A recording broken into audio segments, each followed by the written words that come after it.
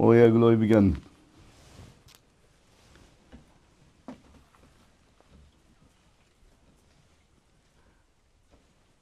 der Fall eines Menschen, größte Gefahr bei einem Menschen, das den Menschen zum Fall bringt, ist sein Anspruch, sein Verlangen nach Anerkennung. Und jeder Mensch verlangt nach Anerkennung.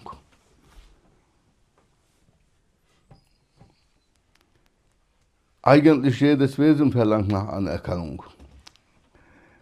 Jedes Ding verlangt nach Anerkennung. Was bedeutet das, Haji Abdurrazak? Du weißt alles, du hast so viele Bücher gelesen. Oder hast du ein zu wenig gelesen, dass du das noch nicht weißt? Egal wie viel du liest, eins weniger hast du gelesen, ganz bestimmt. Eins fehlt dir immer. Was fehlt dir immer, dieses eine Buch?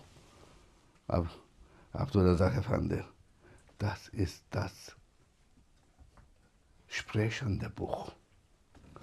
Das Schweigende, die ganzen schweigenden Bücher bringen nichts. Du brauchst ein sprechendes Buch. Das fehlt dir in deiner Bibliothek. Jedes Ding in der Existenz, verlangt nach Anerkennung. Was denkt ihr, wonach das Gold unter der Erde, unter so viel Gesteinen begraben und versteckt, verschollen, verlangt? Denkt ihr, der Mensch mit seiner Gier sucht nach diesem Gold, oder das ist der Ruf des Goldes, der unten in Verschollenen liegt und nach, wie nennt man das, gefunden werden, nach Anerkennung, nach geschätzt werden, nach geliebt werden, nach bewundert werden, sucht und verlangt. So haben wir das nie gehört. Jedes Ding. Du denkst, der Mensch denkt, ich suche, ich verlange. Nein, du bist verlangt und gerufen. Wer hat zuerst verlangt nach dir? Der Herr hat nach dir verlangt und dich erschaffen. Und deshalb, es wird nach dir verlangt. Lass also dich von den anderen verlangt werden, aber du darfst nicht verlangt haben. Das ist so ein Geheimnis, was sich jetzt uns offenbart, in etwa Atomgröße. Jedes Ding will gefunden werden und zunutze gemacht werden. Das bedeutet, zunutze gemacht werden, also geschätzt werden. Jetzt sind die reichen Länder, die imperialen Länder auf der Jagd nach Neumetallen, Elemente, die noch nicht zur Verfügung standen. Die wollen die rausholen, deshalb beuten sie Länder aus, das und dies, wegen dieser Metalle und Elemente. Denkt ihr, der Mensch verlangt nach diesen seltenen Elementen, oder diese seltenen Elemente sagen, wir wollen auch gefunden werden, wir wollen auch bewundert werden, wir wollen auch geschätzt werden. Und die Menschen töten sich gegenseitig, weil das Verlangen dieser Elemente nach ihnen ruft. Der eine will das nicht hergeben, hat auch verstanden, dass es so etwas Wichtiges, Wertvolles da ist. Der andere will es haben. Aber es ist immer wegen der Ruf dieser Elemente. Holt mich hier raus. Egal, wer mich hier rausholt, holt mich hier raus. Der Sieger möge ich dem Sieger gehören, der mich verdient. Der nach mir mehr verlangt hat, soll mich bekommen. Allahu Akbar. Ach, Haji Abdurrazak, was ist in deinem Buch steht, genau das will der Herr, Allah, seine Majestät, der Herr aller Welten und Seelen, sagt genau das Gleiche. Er sagt, wer mehr nach mir verlangt, möge mir nahe kommen, möge ich ihm nahe kommen, möge ich mich öffnen, meine Schleier fallen lassen und ihm zeigen. Aber ich will sehen, wer hat mehr nach mir verlangen. Der Mensch hat nur eine erlaubte Verlangen nach dem Herrn, darf er verlangen. Alles andere hat er zu dienen, nicht verlangen. Der Mensch dient also diesen seltenen Elemente. Er grabt, bekämpft den anderen und tötet den anderen und er sagt, ich mach dich da raus, damit du mir gehörst. Denkt der Mensch. Wer dient wen? Er holt den versteckten Schatz da raus und damit der Schatz sich zeigen kann. Hallo, ich bin da, sagen kann. Es gibt im Topkapi-Palast größte Diamant, unbezahlbar. Löffelmann-Diamant heißt es. Jemand, der Löffel verkauft hat auf der Straße, hat es gefunden. Die ganze Welt bewundert diesen Diamanten. Dabei lag es auf der Straße. Und der Mann dachte, das ist nur ein glitzernder Stein. Und das größte Diamant der Welt und unbezahlbar. Niemand kann sein Karat und Wert richtig einschätzen. Also er hat sich diesen Mann und die anderen den Juwelier zum Diener gemacht, damit er in der Vitrine jetzt sich schön zeigen kann. Und alle Leute kommen ihn zu besuchen und bezahlen Geld dafür, damit sie ihn zu Gesicht bekommen können. Warum erzählen wir das alles? Damit wir verstehen. Jeder Mensch hat diese Verlangen nach Anerkennung, geschätzt werden, gelobt werden, gepriesen werden, hochgehalten werden, etc. und etc. Und insgeheim im Unterbewusstsein denkt er auch, er ist der Schönste im ganzen Land. Er ist der Beste im ganzen Land. Er ist der Klügste im ganzen Land. Aber auf keinen Fall, er ist der Dümmste im ganzen Land. Wo sieht er das alles? In seinem eigenen Spiegel. Spieglein, Spieglein an der Wand. Wer ist nun der Schönste im ganzen Land? Natürlich, wenn er so zeigt, zeigt er im Spiegel auch so. Du, Eigenlob stinkt, sagt der Deutsche.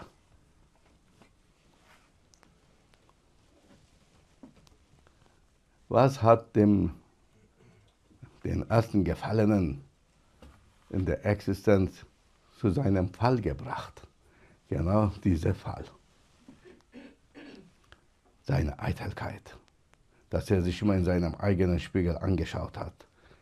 Und als Allah den anderen erschaffen hat, sagte er, ich bin schöner als der. Ich Schlamm, ich Feuer. Ich bin besser als er weiß nichts. Ich weiß besser. Ich bin schöner, ich bin größer, ich bin das, ich bin dies und er ist nichts. So hat die Geschichte angefangen. Das ist die Geschichte. Die ganze Action und dann, bumm. Mit dem Fall Satans kam der Fall Adams und jetzt leben wir in Fällen der Fällen unsere Fälle. Und mögen wir ohne Unfälle das alles hinter uns gebracht haben. Und alles Kriege unter den Menschen, also Streitigkeiten, zwischenmenschliche Beziehungen von 199% und sogar noch 9 dazu, 99,9%, kommt daher. Ich bin besser als du. ich bin hübscher als du, ich weiß mehr als du, ich. Es gibt nur mich. Und niemand will von der Geschichte Satans und Adams was verstanden haben. Adam, sein Fall war die Verführung. Er wurde verführt, er ließ sich verführen von Lüge. Und Satans Fall war seine Eitelkeit und Tracht nach der Anerkennung, nach der Lobpreisung. Und als er das nicht ganz so bekommen hat, wurde er zornig, trotzig, wütig, aber nicht demütig. Wenn jemand nicht demütig sich erweist, was macht Allah mit ihm? Er demütigt ihn, oder? Das ist das zwei Demütigungen, oder? Ja? Wenn du dich selbst demütig erweist, dann bekommst du sogar eine Ehre. Aber wenn du dich stolz zeigst und groß, dann wirst du demütigt werden. Das sind zwei gleiche Worte, oder? Aber ganz unterschiedliche Richtungen. Zeig du dich lieber demütig, sodass du nicht demütigt wirst. Oder gedemütigt. Gedemütigt. Oh ja, Leute, deshalb und versucht immer bescheiden zu bleiben und genau darin, je mehr Erfolg in eurem Leben, je mehr Erfolg bei eurer Arbeit, je mehr die Leute euch loben, bleibt auf dem Boden. Schwebt nicht. Dann kommt die Schuh des Manitou. Bumm! Manitou schmeißt dir einen Schuh entgegen und du fällst. Bumm. Alle Propheten, vielleicht die 4, haben große Bücher bekommen, die heiligen Bücher. Allah sagt, David a.s. hat Zabur bekommen. Musa a.s. hat Taurat bekommen. Isa a.s. hat Injil bekommen. Und Mohammed a.s. hat das Gesamtbuch bekommen. Alles in einem, die 3 Kapitel, Koran. Erzähl mir, Abdurrazak, aus was für einer Bibliothek haben Sie das sich entgegengenommen und daraus gelesen? Gab es da eine Bibliothek? Haben Sie das genommen aus dem Regal Gottes und dann gelesen, vorgelesen und versucht zu verstehen? Oder kam das als Inspiration, als Wort Gottes in Ihre Herzen rein und das, was Sie dann ausgesprochen haben, wurde zu einem Buch. Ein Buch ist nur eine Schatulle des Wortes, damit es nicht verloren geht. Ein Safe, das nennt man Buch, wo die Worte versteckt werden, damit sie nicht verloren gehen. Brauchen wir nun diese Worte oder brauchen wir den Herrn der Worte? Oh Allah, was meinst du damit? Was willst du uns sagen? Was willst du uns berichten mit dem, was du jetzt da sagst? Kannst du uns aufklären? Und Sayyidina Mohammed hatte 23 Jahre lang die Zeit, Koran Tag und Nacht zu erklären und was falsch verstanden wurde, zu klären. Alle anderen Propheten haben die Möglichkeit und Zeit nicht gehabt. Deshalb ist alles verloren gegangen. Nur der Name ist da, aber die Wahrheit, diese Worte sind nicht mehr da. Und wenn, dann im Koran. Das ist diese zum Verstehen und auch trotz dessen. Moses hat nicht aus dem Buch gelesen. Jesus hat nicht aus dem Buch gelesen. David hat nicht aus dem Buch gelesen. Sayyidina Muhammad hat nicht aus dem Buch gelesen. Hinein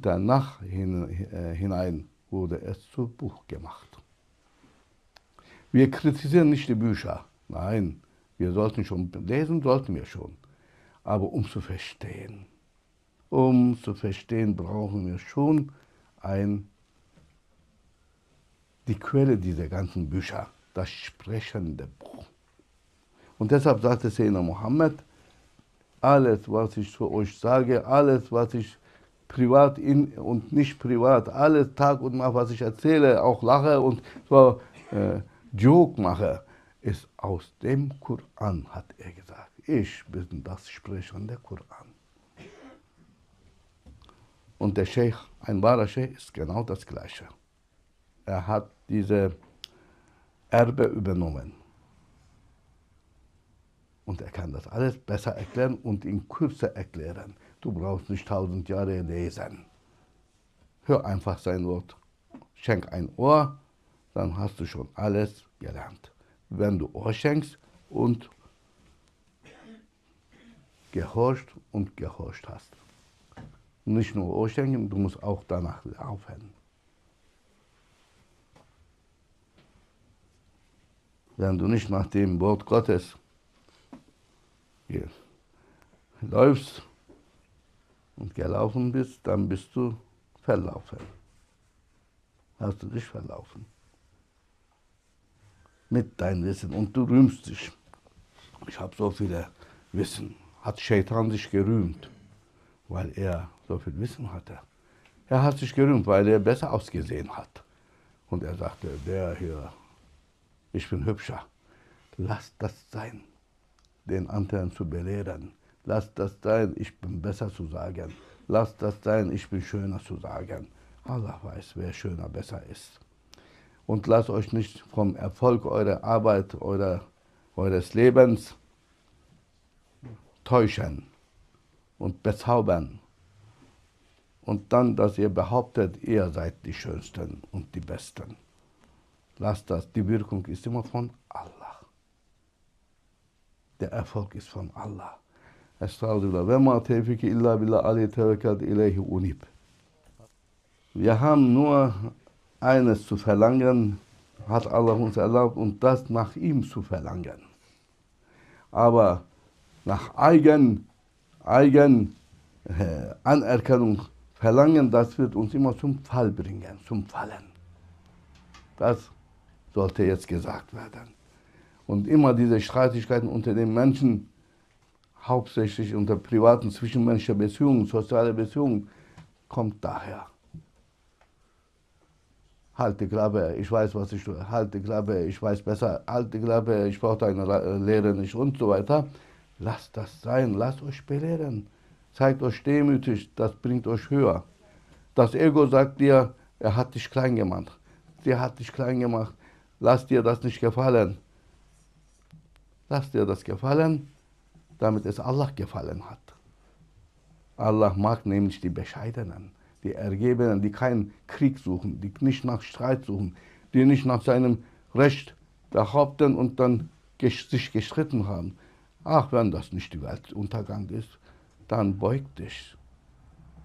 Was soll das? In dem Moment gib ihm Recht, aber du hast deine Ruhe und alle haben ihre Ruhe. Und er soll sich dann eigentlich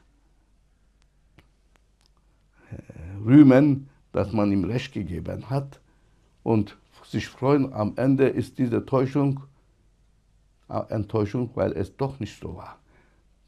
Du hast ihm das gegeben, was er wollte, nicht was du wusstest oder wolltest. Gib ihm, was er will, damit er Ruhe gibt. Gib ihr, was sie will, damit sie Ruhe gibt. Es geht doch um den Frieden, oder? Wer nach Frieden sich bemüht, er macht Allah zufrieden mit ihm. Möge Allah uns gutes Verständnis geben.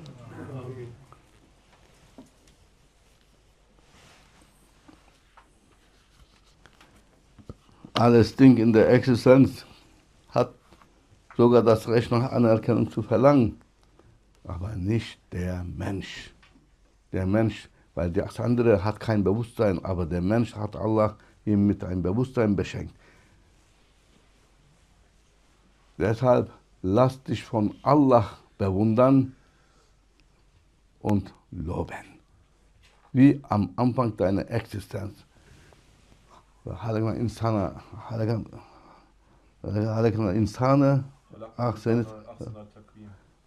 Ahsene Taqwim. Und was für ein schönes Wesen habe ich erschaffen. Der Mensch wurde von Allah persönlich gelobt, was kein anderes Ding in der Excel gelobt wurde. Allah hat nur den Menschen gepriesen, hochgepriesen und gelobt. Deshalb also eigentlich, das sollst du mir auch erklärt haben, sagte er jetzt. Damit wir verstehen, von nichts kommt nichts. Woher kommt unsere Verlangen nach Anerkennung?